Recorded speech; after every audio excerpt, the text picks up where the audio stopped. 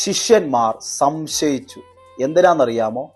യേശു കർത്താവ് ശിഷ്യന്മാരോട് പറഞ്ഞു, നിങ്ങളിൽ ഒരുത്തൻ എന്നെ കാണിച്ചു കൊടുക്കും എന്ന് പറഞ്ഞപ്പോൾ ശിഷ്യന്മാരുടെ ഹൃദയത്തിൽ സംശയമുണ്ടായി. എന്നിട്ട് അവർ തമ്മിൽ നോക്കി. എന്നാൽ ശിഷ്യന്മാരിൽ ഒരുത്തൻ ചെയ്ത കാര്യം യേശുവിൻ്റെ മാറോട് ചാരിക്കൊണ്ടിരുന്നു. അപ്പോൾ പത്രോസ് ഈ മാറോട് ചാരിക്കൊണ്ടിരുന്ന ശിഷ്യനോട് പറഞ്ഞു, ആരാകുന്നു എന്ന് ചോദിക്കാൻ പറഞ്ഞു. മാറോട് ചാരിക്കൊണ്ടിരുന്ന ഒരു ശിഷ്യൻ യേശുവിനോട് ചോദിച്ചു, ആരാകുന്നു കർത്താവ് എന്ന്. എന്നെ കേൾക്കുന്ന പ്രിയരെ, നമ്മുടെ ജീവിതത്തിൽ സംശയങ്ങൾ, ഹൃദയത്തിൽ ഭാരം, പ്രയാസം, നിരാശ, അവിശ്വാസം, ഇനി എന്ത് ചെയ്യും, ഇനി എങ്ങനെ മുന്നോട്ട് പോകും എന്ന് നമ്മുടെ ജീവിതത്തെക്കുറിച്ച് സംശയങ്ങളൊക്കെ നമുക്ക് വന്നെന്ന് വരാം. ആ സാഹചര്യത്തിൽ നമ്മൾ ചെയ്യേണ്ട കാര്യം എന്താണ്? പത്രോസ് ചെയ്ത പോലെ അല്ല നമ്മൾ ചെയ്യേണ്ടത്. പത്രോസ് ആംഗ്യം കാട്ടി എന്നാ കാണുന്നത്.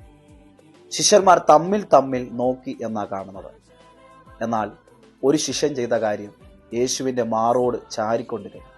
നമ്മുടെ ജീവിതത്തിൽ പ്രയാസമേറിയ ഘട്ടങ്ങളൊക്കെ വരുമ്പോൾ നമ്മൾ ചെയ്യേണ്ട കാര്യം യേശുവിനോട് മാറോട് ചാരിക്കൊണ്ടിരിക്കുക എന്നുള്ളതാണ്. യേശുവിനോട് ചേർന്നിരിക്കുക.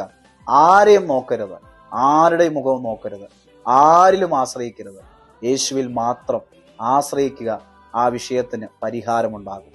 ആസഫ് ചെയ്ത ഒരു കാര്യം സങ്കീർത്തനം 73:23 ഇങ്ങനെ പറയുന്നു, ഞാൻ എപ്പോഴും നിന്റെ അടുത്തിരിക്കുന്നു, നിന്റെ വലങ്കൈ എന്നെ പിടിച്ചിരിക്കുന്നു. കർത്താവിനോട് ചേർന്നിരിക്കുന്ന വ്യക്തിയുടെ കരത്തിൽ കർത്താവ് പിടിച്ചിട്ടുണ്ട്.